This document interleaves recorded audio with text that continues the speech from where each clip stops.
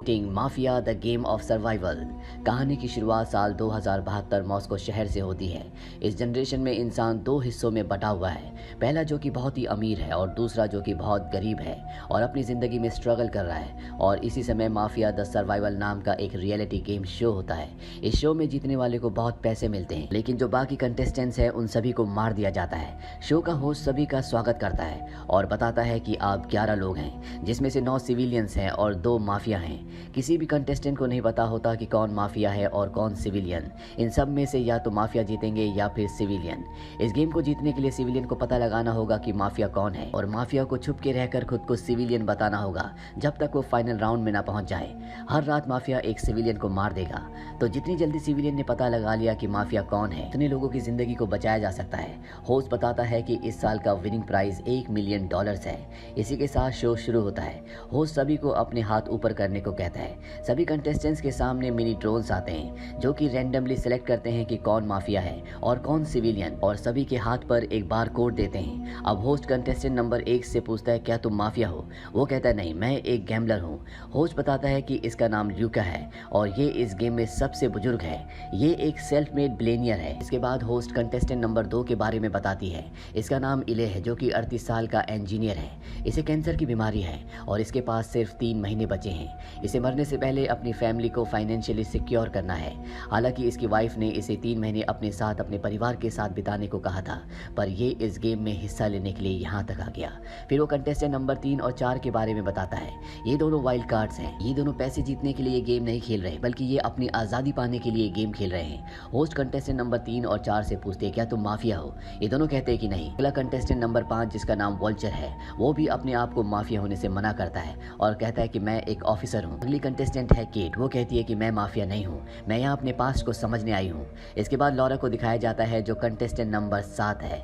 वो बताती है कि मैं अपनी पुरानी जिंदगी को वापस पाने आई हूँ, क्योंकि उसे उसके पेरेंट्स वाली जिंदगी नहीं जीनी है। इसके बाद किरिल को दिखाया जाता है। वो कहता है कि वो इस गेम को जीतने के लिए केपेबल है, इसीलिए वो यहाँ पर आया है। अब होस्ट 10 मिनट्स का टाइमर लगाता है और सभी को माफिया के लिए वोट करने को कहता है, मगर कोई कुछ समझ नहीं पाता कि इन सब में माफिया कौन है। टाइमर खत्म हो रहा है। तभी मरीन कहती है, ठीक है, मैं स्टार्ट करती हूँ, मुझे लगता है कि वो किरिल है।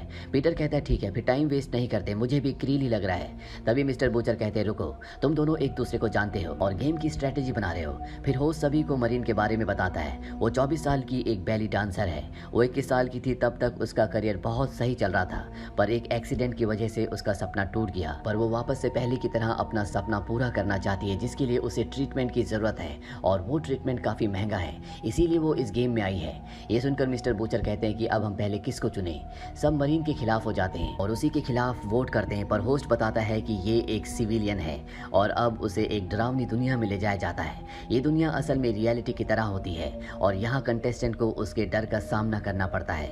मरीन का डर है बिजली गिरना, इसीलिए इस दुनिया में हर जगह उसके ऊपर बिजली गिर रही होती है। असल में तो मरीन अभी भी एक चेयर पर बैठी है, पर उसे ये सब कुछ फील हो रहा होता है। मरीन बिजली गिरने से बचते हुए एक किनारे तक आती है और नीचे समंदर होता है। वो कूदने ही वाली होती है कि तभी उसके ऊपर बिजली गिर जाती है और असली दुनिया में भी उसकी मौत हो जाती है। फिर होस्ट अनाउंस करता है, ये माफिया का 75वां सीजन है और इस सीजन की पहली मौत हो गई है। होस्ट कहता है, इस शो में लोगों की एक्चुअल मौत होती है, पर फिर भी यहाँ की प्राइज मनी को देखकर लोग इस गेम को खेलने आते हैं। अब सब बूचर को एलिमिनेट करते हैं और उसे भी एक दूसरी दुनिया में भेजा जाता है। वहाँ से एक आदमी पूछता है, क्या तुम मरने से डरते हो? बूचर कहता है कि नहीं, मैं मरने से नहीं डरता। फिर बूचर को एक खेल के मैदान में भेज दिया जाता है, जहाँ बूचर को 2 लोग बहुत बुरी तरह से मारते हैं। उन लोगों के पास बूचर को मारने के लिए तलवार भी होती है, पर बूचर के पास कुछ नहीं होता। फिर भी वो उन दोनों से लड़ता है और उन दोनों को मार देता है। तभी उसका पैर एक पत्थर से टकराता है और वो जमीन पर लगी हुई रॉड के ऊपर गिर जाता है। रियल वर्ल्ड में होस्ट सभी को बताता है कि बूचर की मौत हो गई है। फिर वो 8 मिनट का टाइमर लगाता है और सभी को माफिया के लिए एक और वोट करने को कहता है। सभी लोग बहस कर रहे होते हैं। अभी कॉन्स्टेंटीन कहता है कि मैं आराम से बता सकता हूँ कि माफिया कौन है। होस्ट बताता है कि कॉन्स्टेंटीन को बचपन से ही भविष्यवाणी प्रिडिक्ट करने की ताकत मिली है। लोग उसे डार्क मैसेंजर के नाम से भी बुलाते हैं। कॉन्स्टेंटीन का डर बूढ़े होकर मरना है। कॉन्स्टेंटीन बताता है कि पीटर माफिया है। अब सब वोट करते हैं। 3 लोग कॉन्स्टेंटीन को वोट देते हैं और बाकी 6 पीटर को, लेकिन पीटर एक इनोसेंट सिविलियन निकलता है, पर उसके खिलाफ ज्यादा वोट होने की वजह से उसे भी उस दुनिया में भेज दिया जाता है। एक आदमी पीटर से पूछता है कि तुम्हारा डर क्या है? पीटर बताता है, जब मैं छोटा था तो मुझे बुरे सपने आया करते थे और मैं उन्हीं सपनों में मर जाया करता था। अब उसे उसी के बुरे सपने में भेज दिया जाता है, जहाँ वो समुद्र के बीच एक छोटी सी बोट में था और नीचे पानी में में बहुत सारी शार्क्स होती हैं। पीटर खुद को बचाने के लिए एक शार्क को मार देता है और बाकी शार्क्स उस मरी हुई शार्क को खा लेती हैं। मौके का फायदा उठाकर पीटर किनारे पर जाने की कोशिश करता है, मगर उसे पानी में अपनी गर्लफ्रेंड मरीन दिखती है। मरीन उसे अपने पास बुलाती है। पीटर जैसे उसके पास जाता है वो एक शार्क में बदल जाती है और पीटर की भी मौत हो जाती है। होस्ट इन सबको बताता है कि तुमने पीटर को चुना, लेकिन वो माफिया नहीं था। तुमने 3 चॉइसेस की और तीनों की तीनों गलत थी। अभी भी दोनों माफिया तुम लोगों के बीच में है। अब आपको फिर से माफिया को ढूंढने का एक चांस मिल रहा है। इसके बाद होस्ट वल्चर के बारे में बताता है, जिसकी उम्र 45 साल है। वो मिलिट्री में ऑफिसर था, पर उसकी गलती की वजह से उसके सारे के सारे ऑफिसर्स की मौत हो गई। फिर होस्ट इवान के बारे में बताता है कि वो अपने स्कूल से ग्रेजुएट होने के लिए बहुत खुश था, इसीलिए अपने दोस्तों के साथ कार में पार्टी कर रहा था। तभी उनकी कार का एक्सीडेंट हो गया। इवान और उसके दोस्त को किसी ने बचा लिया और उसके 2 दोस्तों की मौत हो गई। इवान का सबसे बड़ा डर है जेल में मरना। इसी बीच लॉरा की और वल्चर की आपस में बहस हो जाती है।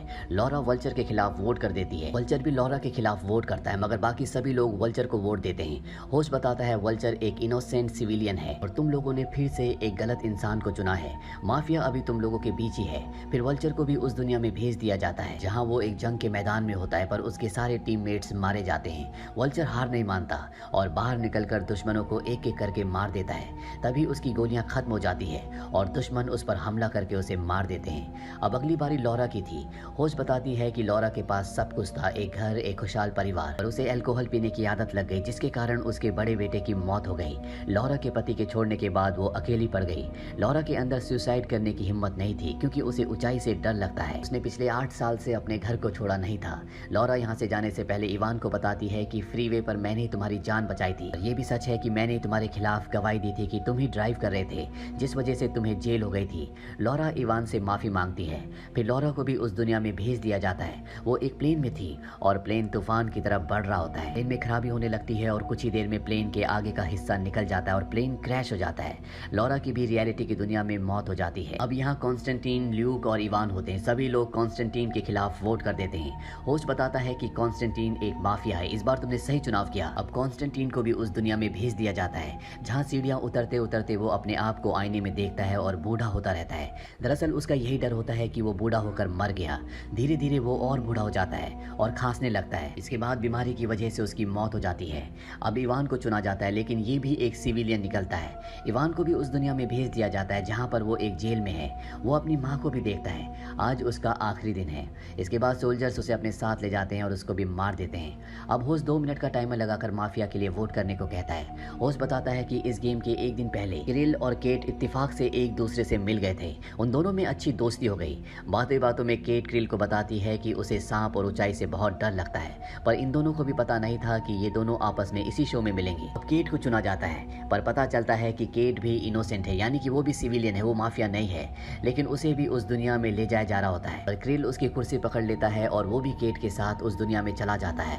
वहाँ ये दोनों आसमान में कांच के ऊपर खड़े होते हैं। किरिल कहता है कि मुझे पता है कि तुम्हें ऊंचाई से डर लगता है, पर मैं तुम्हें बचा लूंगा, बस नीचे मत देखना। किरिल उसकी तरफ बढ़ने लगता है, पर तभी कांच टूटने लगता है। किरिल उसका हाथ पकड़ लेता है और कूद जाती है। ये उस जगह से तो बच जाते हैं, पर तभी ये देखते हैं कि इनके सामने एक त्रिकोण लाइट है।